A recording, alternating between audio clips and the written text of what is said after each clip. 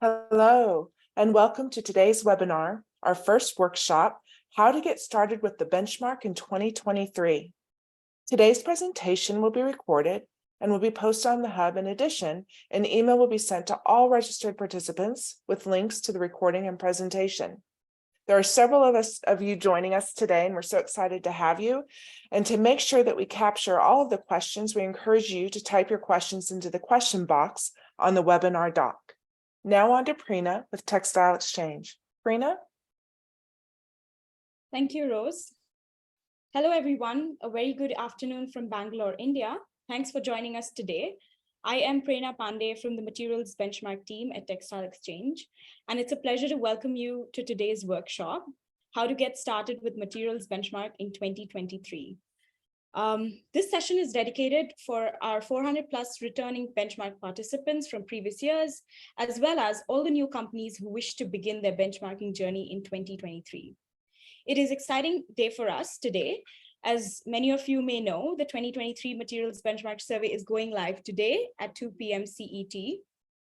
And in these 90 minutes, of today's session, we aim to provide a basic overview of the materials benchmark, the 2023 updates and benchmark framework, focus on a live demonstration to help you get started, and introduce you to our supporting guides, updated resources, new how-to video series, etc., to ensure you have everything needed to embark your benchmarking journey.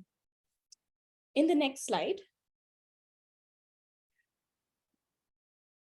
here's the sequence for today, and I will kick us off with an introduction about the materials benchmark, key updates as mentioned, the journey and the timeline, and then move us to a more practical demonstration on how we can get started.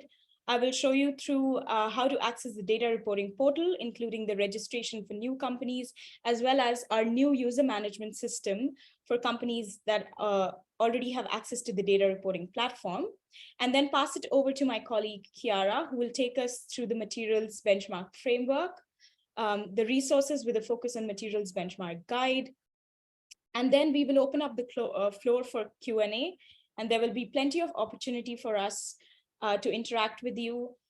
Please be sure to use the Q&A box, and we encourage you to type in your questions throughout this session. Then we will move on by passing it over to my colleague, Jessie, who will take us through a live demonstration of how to get started with this survey.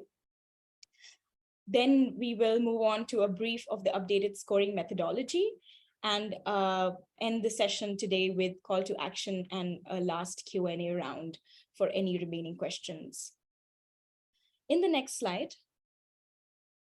thank you. I will start the introduction. Without further ado, I would like to introduce my wonderful team. They are all here with us today, and you will hear from most of us in the session. The benchmark team is led by our senior manager, Haley Warren. My colleagues, Jessica and Chiara, will be presenting or demonstrating various sections today. And my colleague, Maria, is supporting us with slide sharing. We are also very excited to introduce our newest team member, Claire Adore, who joined us last week, and we are thrilled to welcome her with us. In the next slide, I will begin by talking about the materials benchmark. The materials benchmark, as many of you may know, is the largest peer-to-peer comparative tracking of fibers and raw materials sourced by companies in the fashion, textile, and apparel industry. It is developed by Textile Exchange to enable companies to track and measure the uptake and impact of fiber and raw materials, to report on a strategic approach for fiber and raw materials against an industry-recognized framework, as well as to support the industry in reaching the Climate Plus targets of 45% reduction in greenhouse gas emissions from fiber and raw materials production by 2030. The benchmark program is expanding to support more consolidation in the industry reporting and deepening its role in tracking progress towards goal for climate and nature. It is worthy to note that the materials benchmark tracks the apparel, footwear, home textile, and multi-sectors progress towards more sustainable materials sourcing, as well as alignment with global efforts like the Global Biodiversity Framework and the transition to a circular economy and more. I also want to remind that the materials benchmark is the reporting platform for textile exchange material challenges, such as the Sustainable Cotton Challenge and the Recycled Polyester Challenge. In this slide, I will take you through the key updates for 2023. To begin with, I would like to take this opportunity to share that we have renamed to Materials Benchmark, previously known as the Corporate Fiber and Materials Benchmark Program, or the CFMB program. We are done away with the long acronyms and hopefully have a simpler and straightforward name to remember and call ourselves. Firstly, the first key update for this year is that we have a new materials benchmark framework, which is streamlined and sleek. My colleague Kiara will take us through the new framework in a bit. Secondly, the reporting cycle has shifted earlier in the year to complete the whole benchmark cycle within the same year, hence reducing the gap between the data reported and result generated. We know through stakeholder consultation that this is highly appreciated, and I will take us through the updated timeline in a few minutes. The third and the exciting update is about enhanced partnership and alignment with important industry and reporting partners. To name a few, our circular economy section is consulted with Ellen MacArthur Foundation, which is an important partnership for us. And as many of you may know from our previous webinar in March, this year we have worked closely with the Sustainable Apparel Coalition, or the SAC, to begin alignment with their brand and retailer module, or the BRM. However, appreciating that the two surveys have different scopes. However, we have hit the first milestone of having about 20 questions aligned in our 2023 materials benchmark survey. These questions are indicated in the new survey. It is exciting to share that the progress so far has been made between both the programs to adopt the same terminology and guidance around definition of preferred, how to calculate uptake, and materials classification. We hope to work closely on this partnership for further alignment on reporting in the years to come, looking into, for example, data sharing capabilities, etc. The fourth important update is the update in the performance bandings. As you all will agree that ours is an evolving and an innovative industry, and to future-proof with evolving sustainability practices and scenarios, we have updated our scoring methodology and hence the criteria that sits behind our performance bandings that have been updated. This is to ensure we are on track with our Climate Plus ambitions, and so that we can accelerate the positive change in the industry. Although the 4 performance bands, the level 1 developing, level 2 establishing, level 3 maturing, and level 4 leading will be called the same, please note the criteria to achieve these have been updated. And my colleague Haley will talk us through this later in the session today.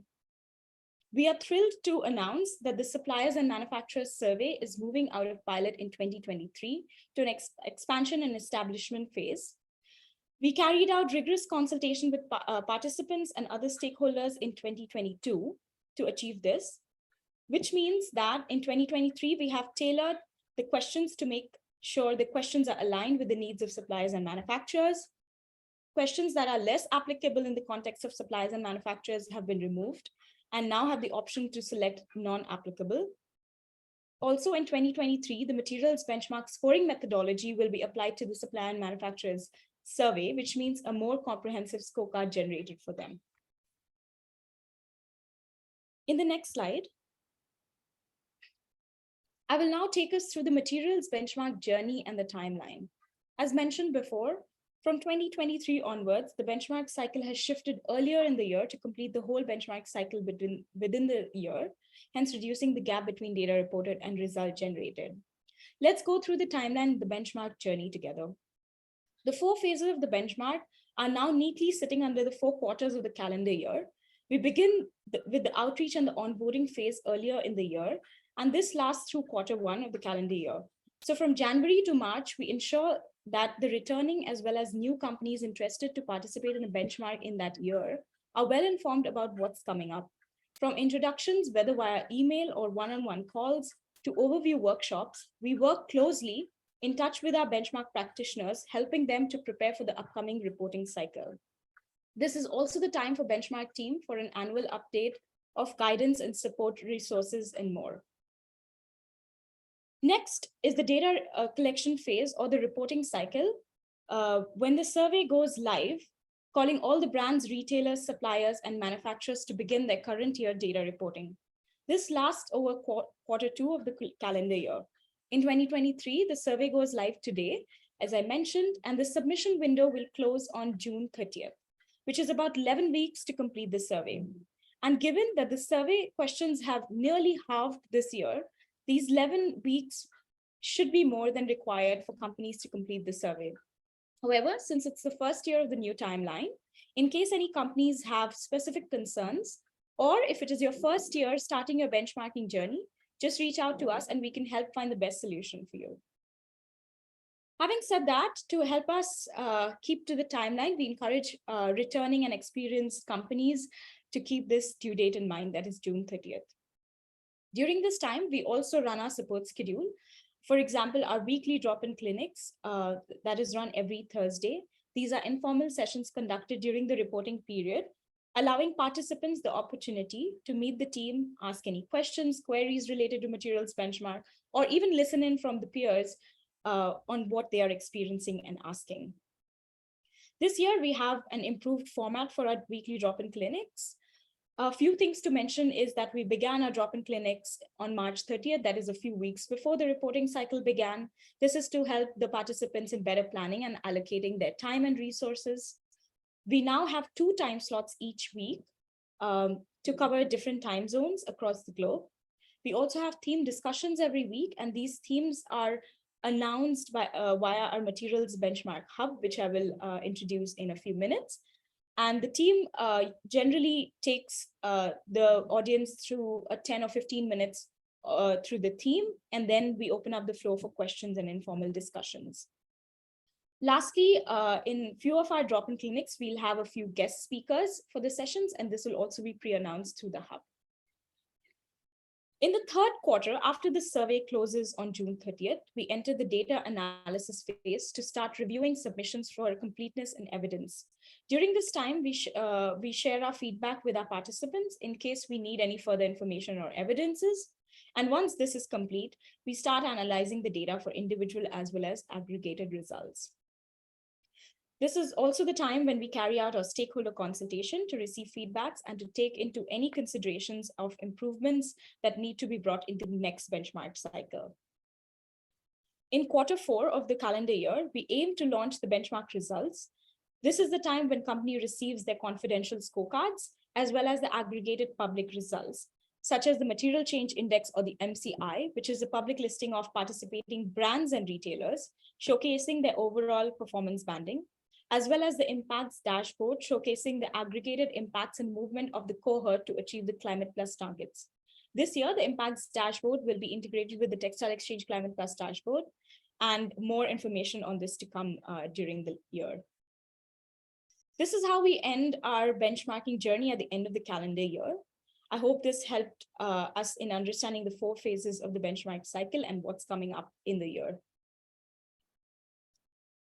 In the next section of this workshop, I will kick us off by taking us through the registration form and the new user management system.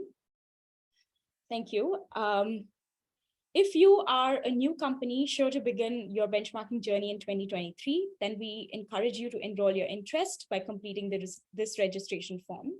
In this form, you will need to provide some basic details about you and your company and register with us.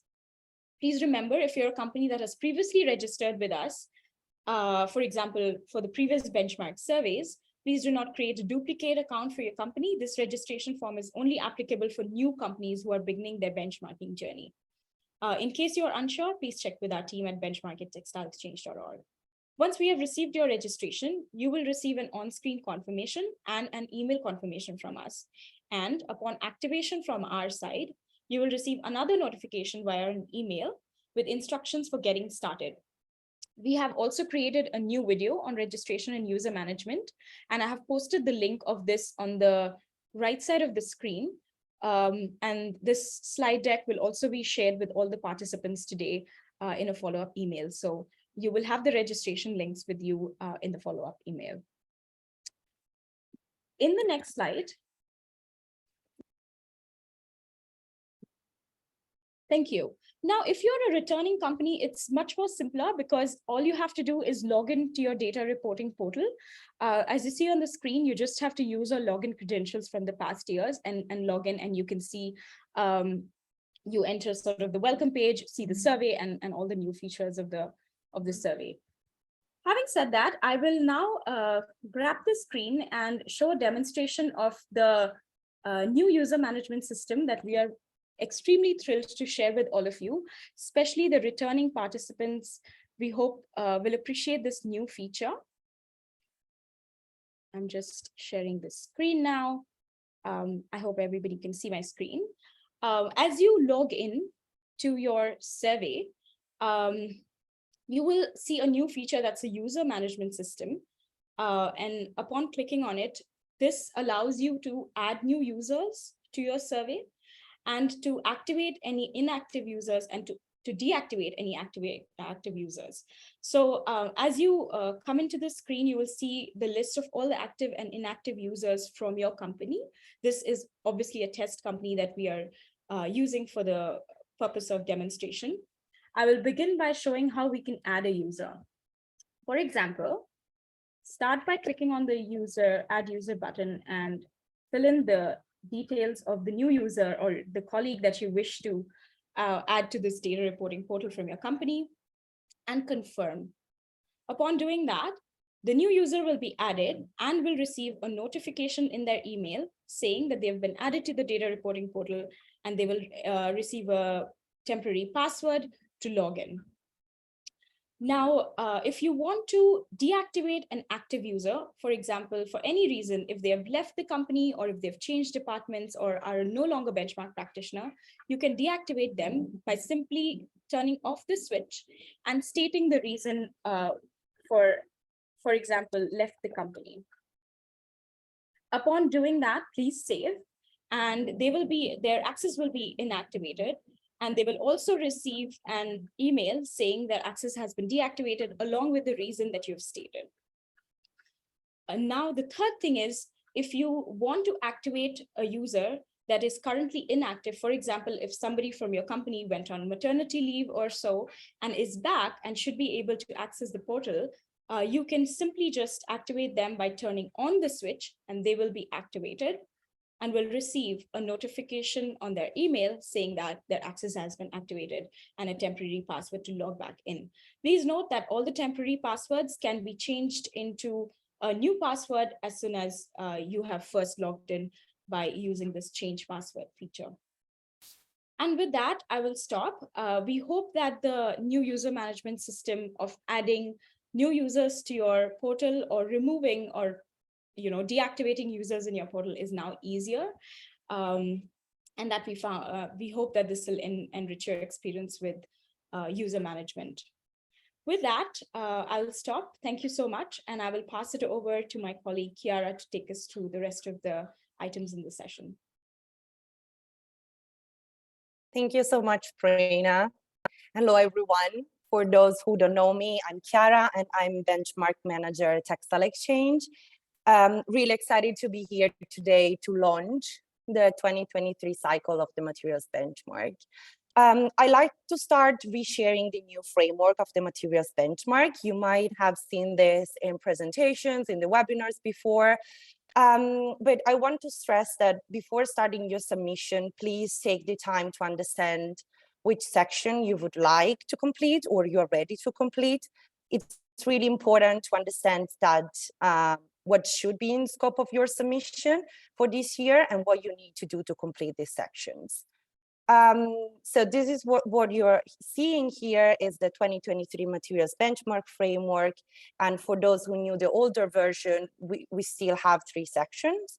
So section 1, business integration and circular economy, section 2, the materials portfolio, and section 3, the impact areas.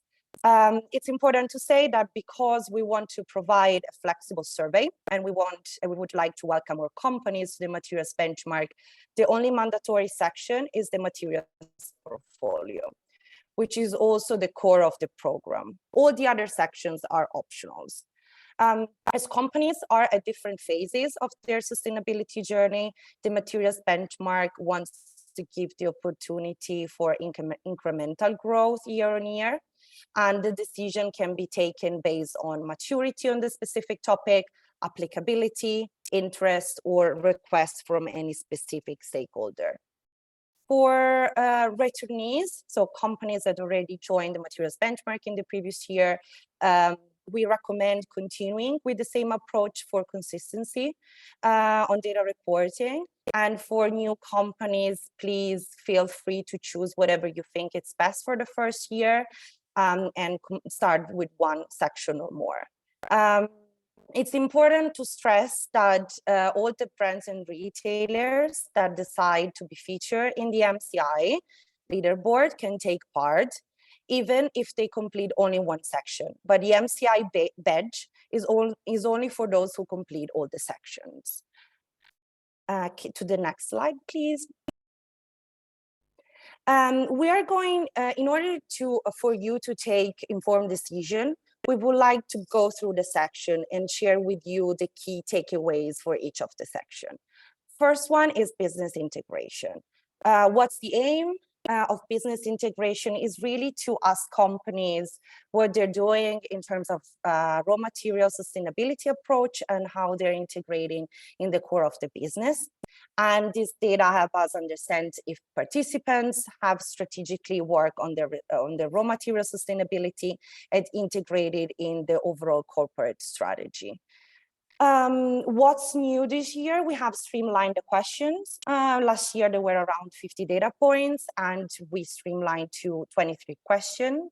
The first question of business integration, which is BI11, is a condition question. That means that the answer options selected here would be displayed across the section in specific question, sorry. This has been done to avoid replication of question, duplication of question, if not needed and not selected by the company. What are the questions about? Besides activities, strategy, targets on the raw materials, this section is also deep diving in what companies are doing in relation to climate, biodiversity, freshwater impacts related to raw materials production. Other questions, other topics that are considering these questions are, for example, the alignment with the SDGs, if the company is part of any global commitment, such as the science-based target or the UNFCCC. How is the company's board, CEO, senior management accountable for integrating sustainability in the company and working with the stakeholders on the specific topics? Have the employees been trained in the specific sustainability topics? And is sustainability part of their responsibility? Have risk assessment on the specific topic carried out? And if so, what are the risks? And what's the work in terms of investments that the companies are doing? And are the companies reporting their progress and their activities? So that's in a nutshell, a little bit of the key takeaways of business integration. To the next slide, please. The other part of section 1 is circular economy. And circular economy has been created to understand how companies are transitioning towards a circular economy, how they're rethinking the linear business model, and how they are implementing strategy to decouple economic activity from consumption of finite resources. Again, we have worked a lot this year on streamlining this section, and we got to 14 questions this year. The first question of the circular economy section is also a condition question. That means that the answer option selected here will show only specific questions. For example, if circular business model is selected as an answer in the first question, the circular business model subsection with the related question will appear. Otherwise, it won't appear.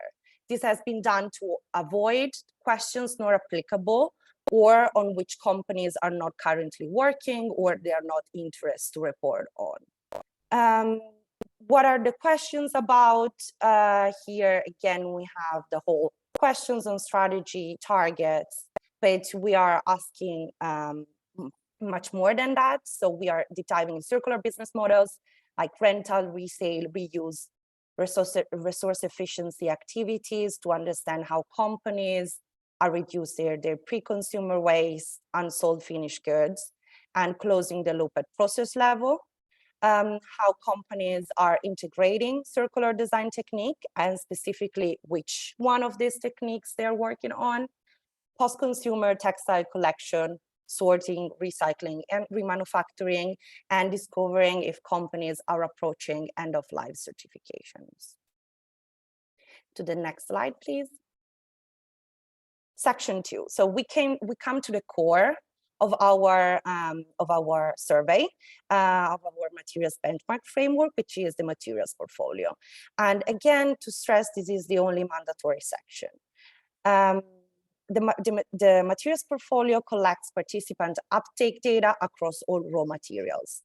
The aim is to track if companies are progressing towards using more non-conventional raw materials in their portfolio. Companies are asked to report at least their priority materials, and you can find in all our resources what we consider as priority, but of course the priority can be based on the company decision and risk assessment, and only the priority raw materials will be scored in this section. So that's important to highlight. What's new? We removed all the materials module from last year to centralize all data and information in the materials portfolio section. The aim was to make this more user-friendly without spreading across the whole survey information on raw materials. Starting from this year, companies will be able to report on many more raw materials. We moved from 8 of last year to 14 raw materials in 2023. Questions, besides asking the uptake data, so really the volumes for each of the raw materials, we are asking if companies have targets to increase the use of non-conventional raw materials at raw material level and at program level, traceability related questions such as chain of custody and product claims in case you have any standard or certification in place, transparency information such as the country of origin and the producer mapping, risk associated with sourcing using any specific raw material, and trace back the origin of recycled materials.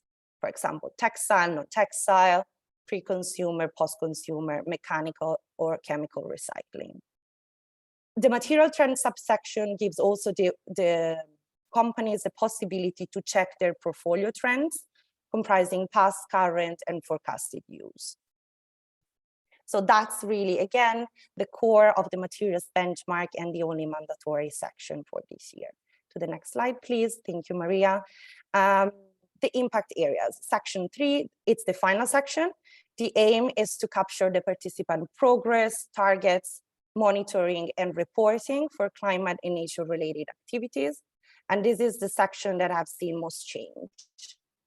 In line with our Climate Plus goal, we have developed questions, not just on biodiversity, but also on climate, freshwater, oceans, land use, and soil health. The incorporation, of course, of these companies definitely a step up in the framework related to nature and climate topics. Time was taken to ensure that we were aligned on terminology with science-based target for nature. Questions in this section include if companies are assessing impacts on climate and nature-related topics at raw materials production, and if so, what tools and frameworks are they using? Are companies setting targets to reduce these impacts? And are they working on how they're working on reducing these impacts? Any sourcing restriction measure to restore and regenerate nature? So this concludes the overview on the materials benchmark frameworks and all the section, and we hope to have provided a better understanding of what this section includes. Here is just to focus really on the resources. This year we have worked a lot on be clear on what resources we would like to provide to the participants, and we really want to provide more guidance and support for companies that decided to join us in this journey.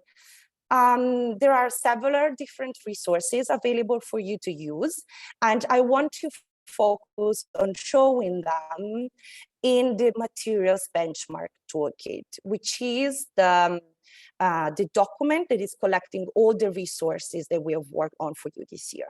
Maria, can you please show the toolkit so I can go through it?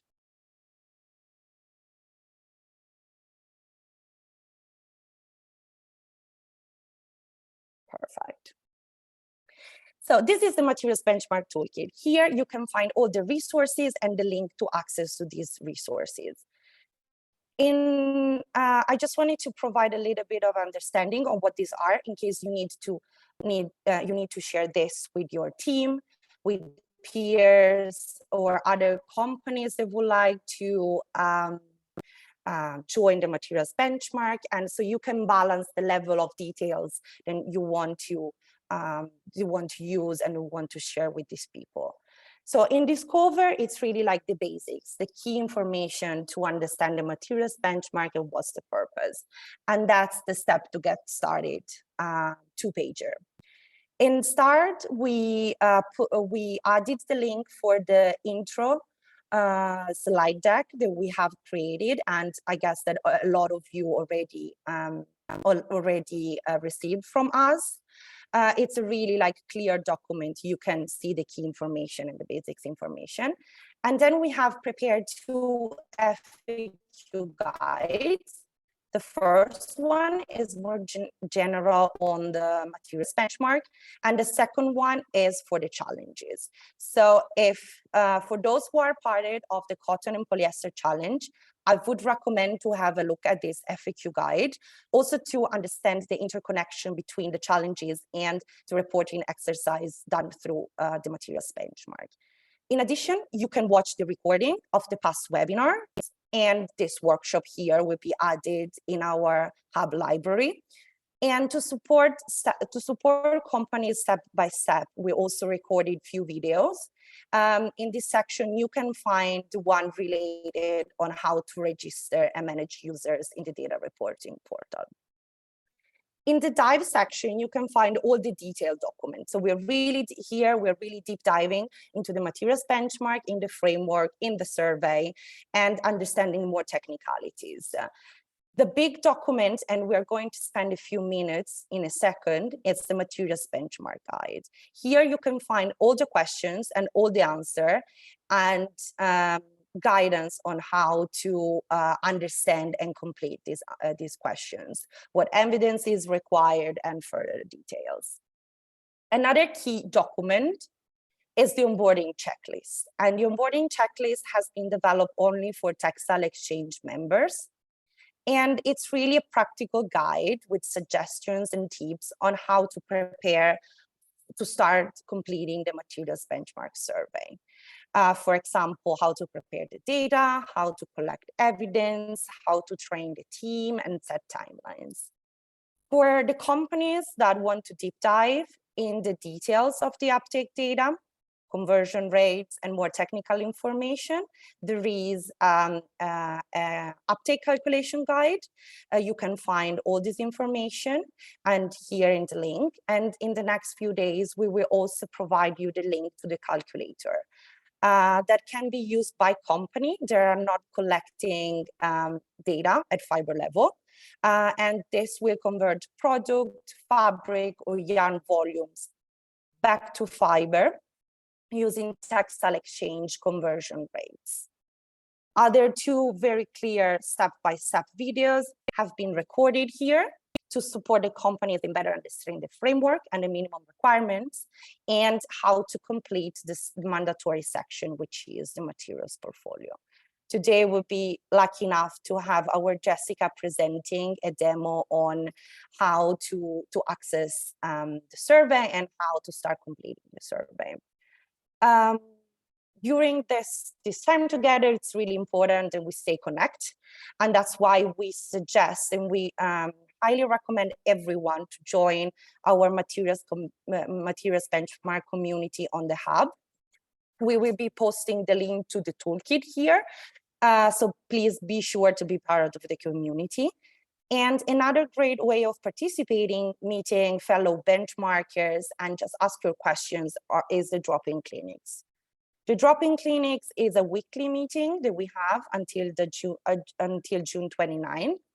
And this year we have a slightly different format, as Prina already mentioned, because drop-in clinics will be themed. We will have guests speaking about specific topics. But of course, we are keeping it with informal discussions, queries solving, and questions from your side. They are very informal sessions, so you are not expected to stay for the full hour here. Thank you, Maria, for sharing. I will just, if you can move to the next slide, I will just provide few words on the materials benchmark survey guide, and then I will share my screen. So as I was saying, we worked a lot, very hardly, on the materials benchmark survey guide. And we would like just to spend some time explaining how we structured it, how you should read it. And because it's a very big and extensive document, we just want to be sure that you understand what's the content of this guide. The returnees company might remember the suite of guides. This year, we really wanted to streamline the suite of guides as much as possible, convert everything in this survey guide that I'm going to show you now. In order for you to avoid to jump to one document to another, but find as much as possible here in this survey guide. So I'm gonna close my camera so you can focus just on the document, and I'm going to share my screen. Thank you so much, Maria, for sharing. Okay. Okay. So hopefully you can see my screen. This is the document that you will see clicking on the link that you can find in the toolkit. So you might need to read and consult only a part of the guide and or part of the section. And this is easy since the guide is divided by section. So if you simply go to the table of content, you can be directed to the section that you want to look at, or even a specific question that you would like to understand better. So that's really important to understand. If you scroll down the document, and of course you see that it's a very extensive document, you will get to a very important part, which is how to read the guidance table. And this means that is a structure that we try to use for each of the questions, to use a common structure. In every section in the beginning, you will find the overall intent that explains the purpose of this question, the number of questions that are part of the section and how many are scored, and how many are for brands and retailers, and how many are for suppliers and manufacturers, respectively. And for the fashion pack companies, it will be indicated whether the section is mandatory or not for their reporting activities. At question level, the structure is as follows. So you will see if the question is scored or non-scored. And again, evidence is mandatory only for scored question. The applicability, so if it's applicable for suppliers, brands, or one of the two groups. The external alignment indicates the alignment with external frameworks. And the key reference here is the alignment with the brand and retailer module, so the BRM from the Sustainable Apparel Coalition, and if the question is applicable for fashion pack companies. The internal alignment is also to highlight if there is any specific alignment with between the materials benchmark survey and other internal resources, tools, and program developed by Textile Exchange. Another point you will see at question level is, why are we asking this question? Is a summary, sorry, is just a summary of the question, and why are we asking this question? So to provide a little bit of context and intent of the question. If it's a score question, you will see mandatory evidence. And here we are providing examples of evidence that you can submit in form of web link, of attachment, or free text. And if the question specifically is related to any SDG, you will see the target related. Perfect. I wanted to pause a little bit on the importance on providing evidence. Again, evidence is mandatory only for scored questions and need to refer to the reporting period. For example, if the reporting period, in this case, this year is 2022, the sustainability reports that you are sharing with us needs to be dated 2022. And this is key to make the question, the evidence valid for your reporting activity. I just want to say that in the survey, you will be able to support to provide two types of evidence: additional information in the form of free text box, web link, or attachment. Please click on the box, tick the box, depending on which kind of information you would like to provide. Of course, free text box is you can enter a short paragraph of text and can be a copy paste from your website or your report. And if you select web link or attachment, the web link we ask to provide the URL of specific reports or the URL of your sustainability strategy. And for any attached documents, you will be provided to add a PDF or whatever format you have to be attached here in attached documents. Another important thing that I just want to say is that we have provided you the different options that you can select from in a question and how to answer this question. So specified for each of the single option, what that means and what companies need to do in order to select that option. And it also share interconnection between questions and options in the survey. I just want to spend a second in showing you one question, just to show it to you how it is. You can see the table here on what we see, the summary, and this is the first question of business integration. What are we asking the question? And because this is scored, we have here the mandatory evidence and some of the examples. Here, as you can see, we have all the answer options, and the option should be selected if your company has done something of this that we have mentioned here for survey options. So you can see it's very detailed, but we want to be sure to provide as much guidance as possible. That's why we worked at the option level. I'm going to stop. Sorry, just one last thing. You will have a glossary at the end. And we will try to provide many hyperlinks as possible in order for you to understand the glossary and use the glossary. I'm going to end the presentation of the Materials Benchmark Survey Guide now, and I will just share my screen. Yes, okay, just share my screen for a second. Okay. Just to say that here you can find the links to the how-to videos. So how to register, how to understand the materials benchmark framework, and how to complete the mandatory section of the materials benchmark. We're really proud to have worked on this video and to provide support whenever you need it. Okay.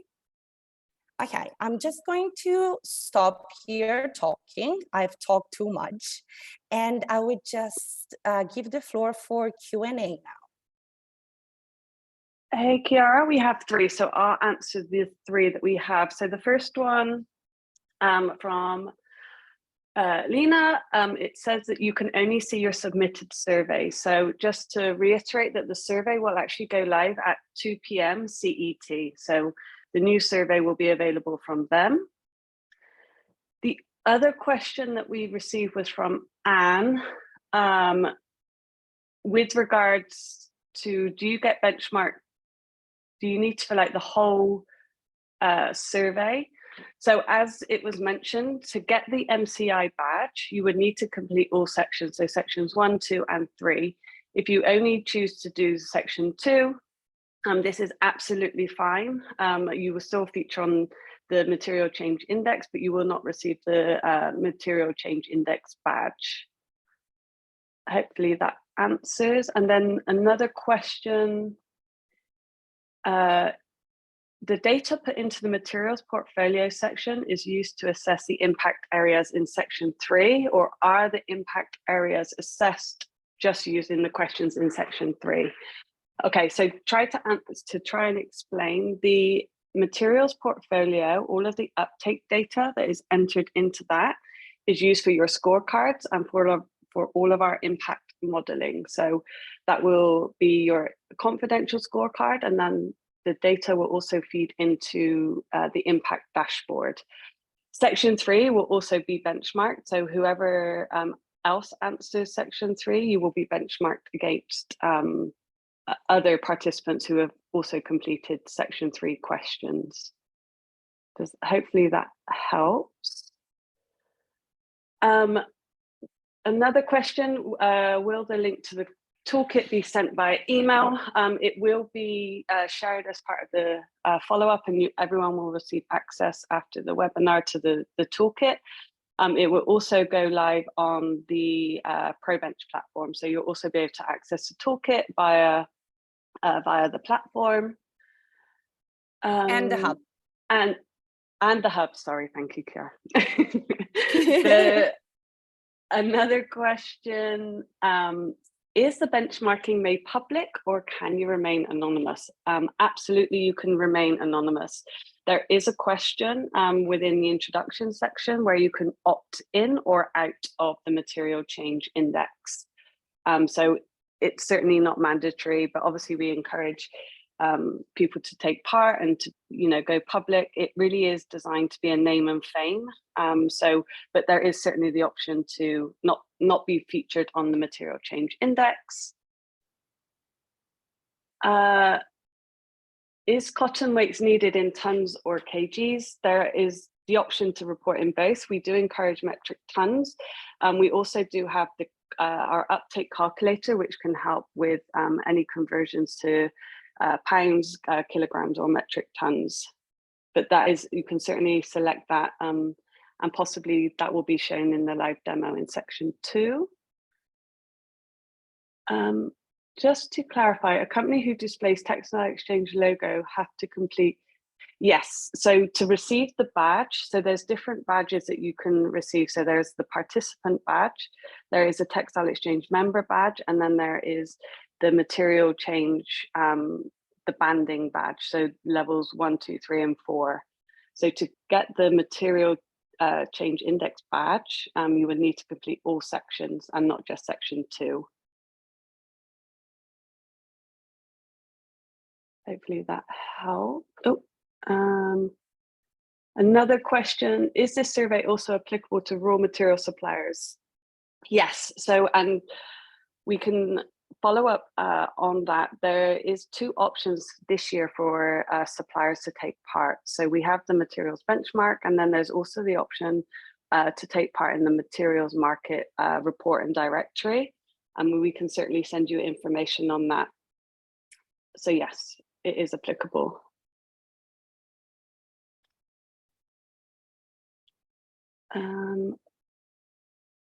I think that's it for question. Oh, no, sorry, one more, sorry. is it possible to answer leave out questions where questions are, yes. So each of the questions, so the full question, sorry, is it possible to not answer or leave out questions? Yes, so each of the questions, how they've been set up, is there is the yes, no option. So if something is not applicable for this year, you can certainly select the no option. So yes, that, oh, and the questions disappeared. Okay. Any other question? I have a question. Sure. I'm Prerna here. I was wondering if you could Hi, clarify the, sorry, I couldn't type it in the Q&A box. Probably as a host, it's not allowing me to do it, but I thought I would come off mute and ask, could you please clarify the reporting requirement for the Fashion Pact signatories? Yes, of course. So the Fashion Pact, how it will view this year is slightly different. So there will be the materials benchmark, and the mandatory sections for the Fashion Pact will be section 1, business integration, the materials portfolio, and then the impact area section 3. Then in addition, you will have a separate survey for the Fashion Pact module. So that's climate, ocean, and gold. So it will look slightly different this year. So the surveys are no longer sort of fully integrated. There's a lot clearer distinction, but it will be apparent, sorry, when you log in, because you'll see the 2 different options.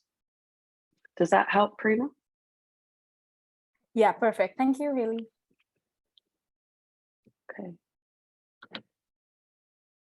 Okay, Any perfect. other questions? Oh. So, no, sorry. Yeah, no. So do you have to apply separately for the Fashion Pact? Absolutely not. So when you register and when you log in, you will automatically see the 2 surveys that you need to complete. Essentially what happened last year is they were fully integrated and there was a bit of confusion about what questions were applicable for the Fashion Pact. So this year we've just made it a lot clearer. So you will see 2 surveys, but it will all be sort of on your platform ready for you. Hopefully that helps. It's hard to explain, but when you see it and when it goes live at 2 p.m, it will be very, very clear. And if you have any further questions, please just let us know. But yeah, it's a lot simpler this year. Is that okay? Okay. Any other final questions before we go into the live demo? No? Okay. I think over to you, Perfect. Jessie, or back to you, Chiara. Yeah, no, we hand it over to Jessie, and I'm stop sharing my screen so she can share her. Amazing. Thank you so much. And so good to see so many questions. So hi, everybody. I'm Jessica, Benchmark Manager based in Barcelona, Spain. Thank you so much for joining the workshop today. So now it's time to put the theory in practice. So I'm going to share my screen. Hopefully you can see it. And also I'm going to turn off my camera so you can focus on the demo. Hopefully you can see it. Okay. Yep. So this is the Textile Exchange data reporting portal. As you can see, for those that for the returnees, the branding has changed. Hopefully now it's much user-friendly. We also want to send a big thank yous to our provider 73bit to make that possible. So starting from the beginning, you will see here at the top an overview of all the different surveys that sit in the portal. Today, we are going to focus on the Materials Benchmark Survey 2023 that is going to be launched in a few hours. So we are very excited about that. And also, I'm going to make reference to the Fashion Pact Survey 2023 because they're also reporting through the Materials Benchmark. On the right, you will find the resource library, so key resources and our revamped materials benchmark survey guide that Chiara explained before. You will also find the timeline, so when is the due date for the submission. Of course, also our contacts. So if you have any questions, you can always drop an email to us at benchmark@textileexchange.org. So when you register, depending on the survey that you select, you will see the survey here. It will be under new. Right now, well, I'm using an admin account because still the survey is not live, but it will appear here under new. Right now it's open because I completed some of the information to show it to you. We're gonna focus on the brands and retailers materials benchmark survey 2023. I also opened the fashion pack 2023 because, as Haley mentioned before, well, it was one of the questions. Now, how it's gonna look like this year is gonna be in 2 surveys, and we're gonna also see it in the demo. So let's start by selecting the survey. So that's how it looks like this year. On the left panel, you will find key information. So you will find the website to the benchmark website, the guidance. So here also you will be able to access our guidance. And then if you need any help, you can drop us a question here. On the top, we have our downloadable survey response in both formats, so in Word and also in PDF. On the right, you will always have all the resources needed and the information that we saw before. So let's start from the top of the survey. We saw before the framework, we have 3 main pillars. The only section that is mandatory is the materials portfolio that is here. We will see now how to unlock the rest of the section that are optional, how to lock it if you don't want to complete everything. Also, before starting, it's important to mention that all the data that we ask here in the 2023 benchmark survey refers to the 2022 data. So the introduction is a part of the framework and also is mandatory for everybody. Basically, we are asking about admin information. So you will see that we ask about participant profile that refers to the contact and company details. We have the survey preference. I'm going to pause here for a sec, because here is where you will be able to unlock the different sections that you want to complete.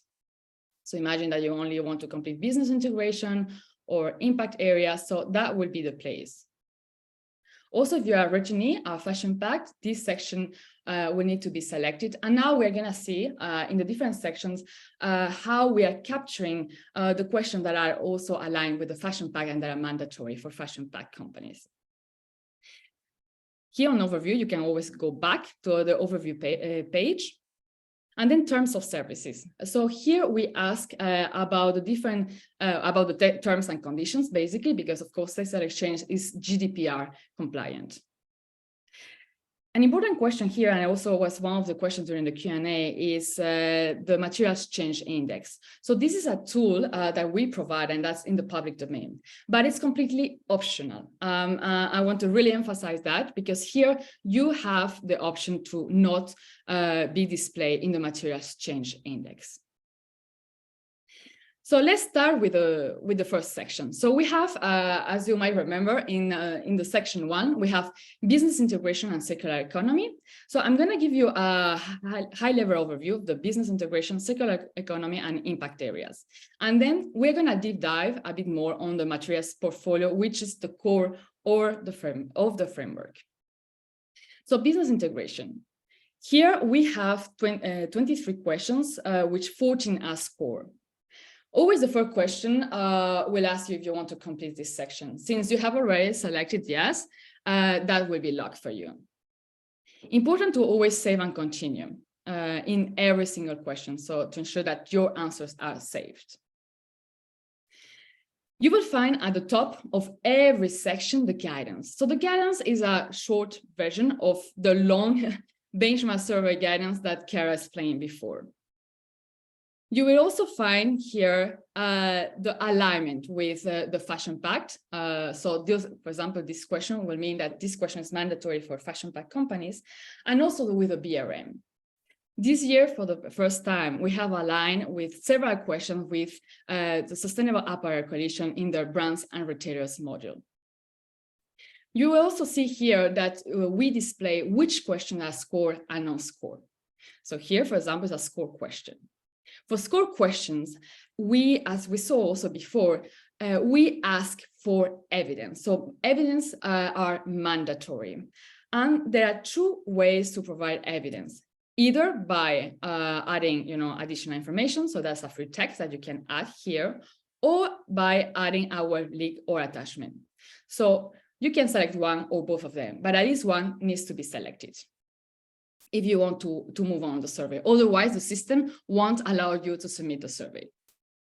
You will also see here a pop-up where we provide key information and also more information about the evidence. So you will know exactly what are the evidence that are needed to provide.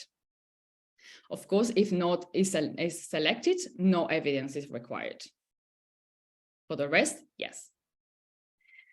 One other thing that is important is the condition questions that we saw also previously, and the interconnectivity between the questions. That's something that we have put in place this year to streamline the survey and ensure that we don't have redundant questions, and that we are really streamlining and have less questions to make your life easier. So let's move to the next one. Also to mention, because right now we're in the brands and retail survey, that for the suppliers and manufacturers will be very, very similar. Just we have some questions that have been, of course, adjusted to that cohort. So the circular economy, again, you will have that first question that in this case will be we will lock by yes, because you have already selected that you want to complete this section. Mention here that for Fashion Pact companies, circular economy, it's not mandatory. The logic here is exactly the same. So you will see here the alignment with the BRM when it applies, if it's a score and no score question. And also important that for certain terms, you will find the definition. So you will need to hover it and you will see what we mean about circular economy. In the circular economy section, we have 14 questions and 2 are scored. So let's deep dive now into the materials portfolio, which is the core of the framework, and also is the only mandatory section. So the materials portfolio collects your uptake data across all raw materials. Returnees will remember that in the past we had 7 raw materials. Now it has increased. It has been increased to 14 plus other. So when we say that uptake data is important for tracking the volumetric use of conventional and non-conventional materials, so you understand your progress year on year. So let's start with the first question. So here we ask you about what are the raw materials that your company source. By clicking here, you will get the 14 raw materials. For the demo, we are going to use one, and we're going to select polyester, as you can see here. And then you need to also tell us if you can report or not the data on that specific raw materials, in this case, polyester. If you can't, then you will, if you can report, then that will be skipped to the next section. If you can report, we will ask you for your specific update data. And that's what we are going to do right now. Also mention that, of course, there are many new companies in this benchmarking journey. In this case, we suggest you to start with your priority materials. The important thing, as we always try to mention in the different calls and webinars that we have, is the important thing is to start from somewhere. So let's save and continue. We are saying that we can report in polyester, that we have the data and that we also have prepared that data. And the first question will be related to the targets. So here we want to see how you are doing on these targets on that specific raw material polyester, and also to see if that target is public or not. So here you will see that you can select no, yes, it's a qualitative target only, or if it's a smart target. And by selecting that, you will get more sub-questions related to that. Again, since it's a score question, mandatory evidence, and the logic will be the same as we saw before. In case is a scope question and you try to you don't provide the evidence, also you will get a warning on the top to let you know that something is missing. Okay, now we are gonna focus on this very, very important question, which is the uptake data. So this subsection is for detailed reporting on your raw materials portfolio. And the uptake data identifies the volume of raw materials that your company sources. So this data is super important because it helps to track the impacts of your raw material. We are going to select here the categories. So for polyester, you will also see a long drop-down. And for this demo, we have selected the bio-based, international sustainability and carbon certification, and also the recycled polyester. By selecting that, you will get the categories selected in this first column, so in the raw materials production. So that will be automatically added by selecting here. Then raw materials processing. So here in raw materials processing, we are looking at how the raw materials, is transformed into yarn and other intermediate products. So we click here in the blue box where we have the pencil, and you will get that pop-up. You will need to select a processing level. What is the category that you are using for your polyester, bio-based, ISCC in this case? So for the demo, let's select this one. And by selecting this one, now I have unselected. By selecting this one, sorry, you will get it here. We also will give you that free text box if you want to specify anything, and you will need to specify the percentage of that specific category at processing level for ISCC. Click done, and that will be saved here. Then the calculation, so the final uptake will be automatically be calculated in the table. We know that sometimes it's hard to have the specific uptake data. And you only have the estimate. That's completely fine. You will be able to, for example, for recycled polyester, you will see that we have added an estimated, and the table, the system will calculate it for you the final uptake. So that's also fine if you don't have the final ones. Also mention that this table, we are using conversion rates to offer a standardized approach to convert product, fabric, and yarn use back to fiber for a consistent baseline measurement. Let's move to the next table. Oh, sorry, I missed one table, one column, uptake, which is also very important. So uptake, we have the reporting tier. So in the reporting tier, you will find 4 reporting tiers: product, yarn, fiber, and fabric. We have selected product. For product, you will need to select your the volumes that your source. In this case, we have added 50,000, and then the metrics. The metrics also we have 3 units: kilograms, metric tons, and pounds. We recommend, if possible, to report in metric tons. And then we have the product, where we have apparel, home textile, and the mixed uptake calculator. We have selected apparel for this one, and here is where you can see the conversion rates that I mentioned before, and that is automatically, integrated in the system and calculated in the table. Also mention that you will see that these 3 are locked and will be unlocked when you select fabric here.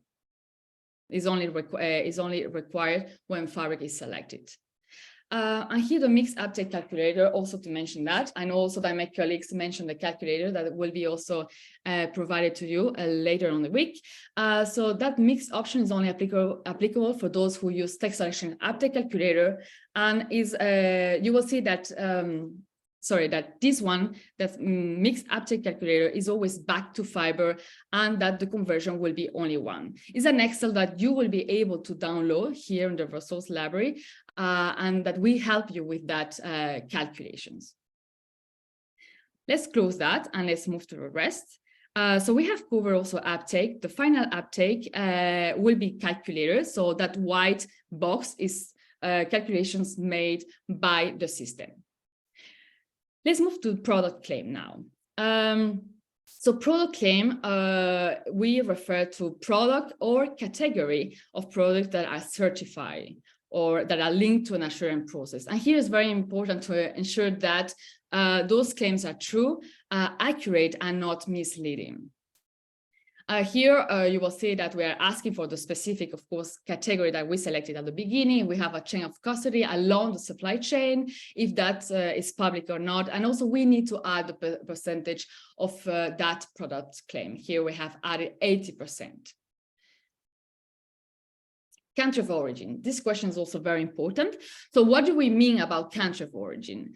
So we refer to where the raw material is grown, cultivated, or otherwise produced. In this case, we have selected country of origin, China, and also we need to add the percentage of the volume that we know that is coming from that specific country of origin. If you also have the information about the site location, awesome if you can also add it here and specify it. We are almost at the end of the completion of that table. Now we ask about the program targets. So here we ask about the raw materials level targets of the specific category selected. You will need to add here the target. You will see that the metrics that we have is percentage or metric tons. And then you will need to specify, of course, what is the timeline to achieve that target. We have the baseline year and the target year, which means that, okay, you have started working on that target on 2023, and you were aiming to achieve that target in 2030. And then you need to specify if that's public or not. Once you have completed all that, you click done, and you will have the table completed. This table, of course, will need to be completed for all the raw materials that you select at the beginning or that you can report. Very, very important for all the questions, but I will say specifically for this one, save and continue. For returnees also, just to mention, as we move to the next page, that you will see that the whole materials portfolio has been streamlined and we don't have anymore the raw materials models. Everything has been integrated in the table and in the different questions. So once we have completed our uptake data, we are gonna move to the risk prioritization. Here we ask about how risks are associated at the country level. So you will select it here, the countries associated to the raw material selected and also the location. So you will need to specify the country, and if you know the state and the province, even better. We will really appreciate that data. I also mentioned here that the risks that are included are coming from the Textile Exchange Global Fiber Impact Explorer. And let's move to almost the end of the materials portfolio. We're taking a bit more time in this section because we know that is more complex and that is very, very important. As you might remember, we also selected recycled polyester. So this section here, this question here, will be only unlocked if you select recycle in the previous question. So here we ask you about your feedstock of your company's recycled materials. You will need to select here your pre-consumer or post-consumer if you have. For example, let's do it for post-consumer here, and you will see that, sorry, something happened. I'm going to move to the next. We are back here. So basically by entering here the data, you will see how the textile uptake is calculated automatically here. Same for pre-consumer. Imagine that you have non-textile share percentage. So you will need to add it here. And also you will see that the system will calculate that for you. If you complete non-textile here, you will see that then in the next question, we will also ask you for more information on non-textile. So imagine that non-textile based feedstock that you use is bottle. So you will also need to specify here the percentage. And again, the system will calculate automatically the unknown feedstock.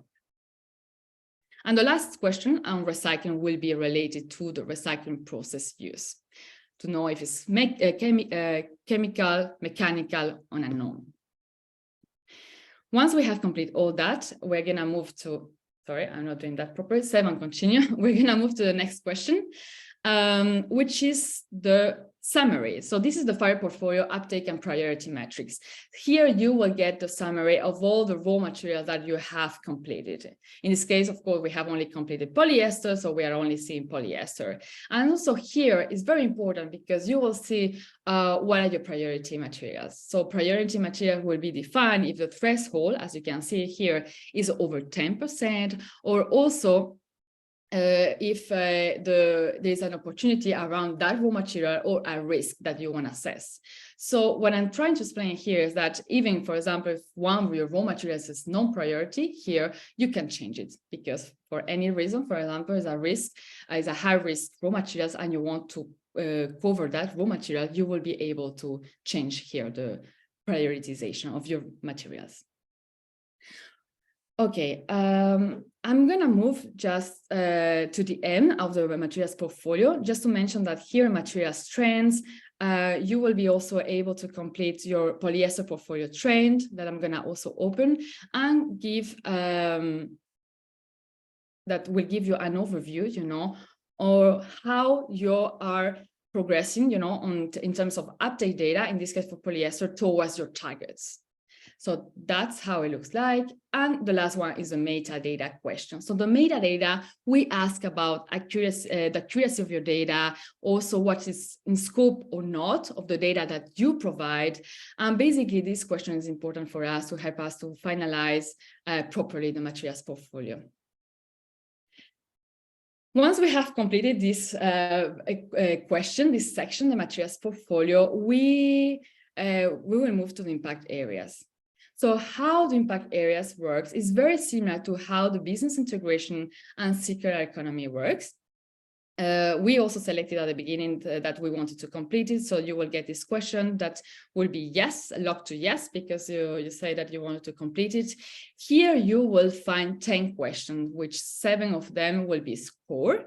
And we will relate to your progress, targets, and reporting to the climate and nature activities related. Exactly the same here. And this section is mandatory for fashion pack companies. And once you have completed and you have done all work, we will move to the submission, and it's time to submit your survey. Here we ask some also admin questions, you know. We also ask you if you want to be part of our stakeholder consultation that we will do later in the year. And one thing that we have also updated this year, you will get that red box in case you have missed some of the questions, and you will need to go back to them and complete it before submitting your survey. So that's all. Hopefully it wasn't too much. We tried to explain the key things of the benchmark survey. Please drop your questions. I guess you might have a lot. And now I'm going to pass it over to Hayley. Thank you, everyone. Thank you so much, Jessie. We did have some questions, so we are going to sort of skip past some of the score methodology, and if there's time, we can circle back. But we had a question on mandatory evidence. So for the materials portfolio, we do really strongly recommend, we haven't made it mandatory this year, but we really strongly recommend that you complete the metadata form. It's part of the materials portfolio. So and if you at all possibly can, we also request that you upload your uptake calculations. And there is a function on the platform where you can upload your raw material calculations and your uptake data for us to review. The other question that we received is, do we need to provide evidence for certification? For this year, no. However, moving forward, it may become a requirement for the challenges in particular. And as we sort of revise and revamp the evidence needed, it may be a requirement, but it isn't for this year. The other question, oh, sorry, I've lost the questions. Sorry, bear with me. There was a question, yes, sorry. The other question was, when doing uptake and the volume of materials in metric ton, is this for goods sold or for goods produced? So in our guidance, we suggest that the volumes of raw materials that you track and input are those that are on the marketplace in the final products. And for suppliers and manufacturers, this is volumes of raw materials used for manufacturing of the company's final product, so the output of their manufacturing processes. So hopefully that's answered those questions. And then we have one more. If we are reporting product-wise, should we indicate the country of origin of the raw material? Just to be clear, so we are looking for where the raw material actually comes from. So if you selected cotton, for instance, if you are able to identify and trace back to the country of origin, so that's what we're looking for at the actual raw material level. Again, hopefully that answers some of those questions. Is there anything else on the demo or so far? We do have a bit of time, so I can use it to jump into the score methodology.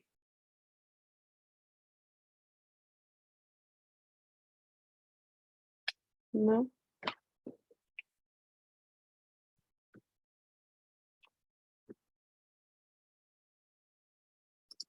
Thanks, Maria. So as we mentioned, as Prina mentioned earlier, that we have updated the scoring methodology that sits behind the performance bandings this year. So this slide gives you a snapshot of the new scoring. This really has been in a long period of consultation with our internal teams and some key stakeholders. The scoring methodology hasn't been updated since 2019. So with the changes to the framework, it was a really good time to revisit and revamp the scoring to really make sure that it is fully aligned with our organizational Climate Plus goals. In addition, the previous scoring methodology was quite complex, and we did receive feedback that it was really not that easy to understand. So we did take this feedback on board and have really refined and simplified the scoring.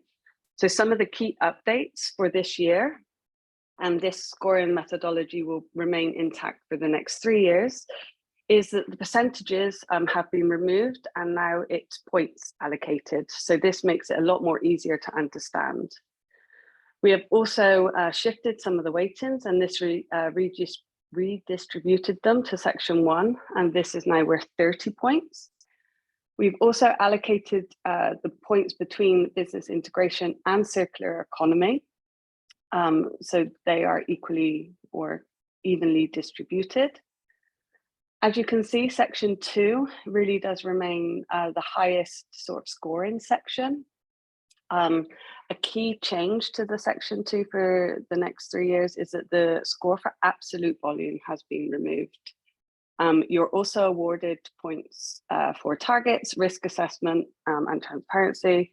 But again, the majority of the score is for your uptake data.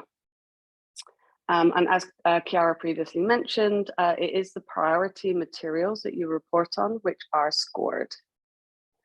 The final section, section 3, which we do see as a bit of a stretch module for maybe, this is 10 points.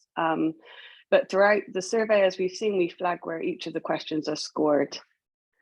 The other key enhancement this year is on the actual platform. When you submit your survey, you will receive an indicative score. So this is a new functionality that we're really excited to have this year, and hopefully it will help give you an indication of where you sit based on all of the answers you provided, and you don't have to wait for the review phase to be over. The other thing just to note, I know this is sort of a really quick overview of the scoring, but we are going to dedicate one of our drop-in clinics to go over the scoring in more detail. And this will be Thursday, the 25th of May.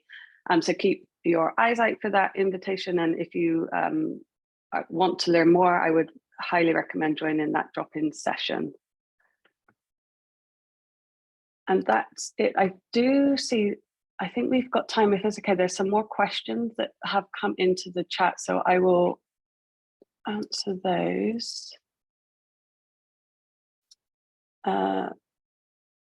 Apology. So is the materials benchmark primarily aimed at brands and manufacturers? So there's two options. So there's a brands and retailers survey, and there is actually a fully fledged and scored suppliers and manufacturers survey this year.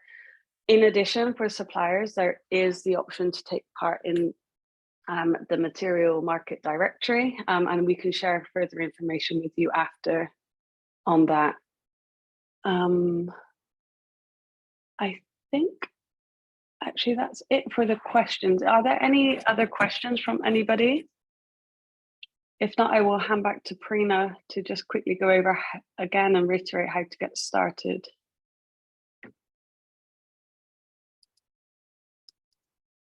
Nope. Okay. Thank you, Haley. Thank you, everyone. So as we come to the end of this session, I wanted to remind a few call to actions for you to get started with your benchmarking journey in 2023. If you are new, once again, please register today. There's a registration link. And now that the survey is going live at 2 p.m. CET today, we will activate your access within 24 hours of your registration and share the next steps to get started. So please do register. For returning companies, please log back in and be sure to use the new user management system this season to add new users or to activate and deactivate users as per your company's need. Secondly, we highly recommend you join our weekly drop-in clinics running every Thursday across 2 time zones. All details and the Zoom link can be found in the 2023 support schedule shared in this slide. And from what we hear often, this opportunity is more effective to clarify queries than over emails. So we encourage you to join us. And as mentioned before, this year we have theme discussions in our drop-in clinics. So we will open up the session with a theme of the week, and these themes will be pre-announced via the Materials Benchmark Hub, which is our next call to action. Please do join or be an active part of the Materials Benchmark Hub so that you not only know about the drop-in clinics that is happening weekly, but also to stay most updated with anything related to benchmark, for example, announcements, events, resources. We also post these recordings on the Hub library. And it's also a great place for you to post any questions or view frequently asked questions, which will be more active from today onwards. So these are my call to action to all of you. Of course, if there's any further support, feel free to reach out to us at benchmark@textileexchange.org. With that, I will pass it to Rose, and thank you from us. Thank you to our speakers, and thank you for participating in today's webinar. Again, as a friendly reminder, the recordings will be posted on the Hub, and an email will be sent to all registered participants with a link to today's presentation. That concludes our webinar. Thank you. Goodbye.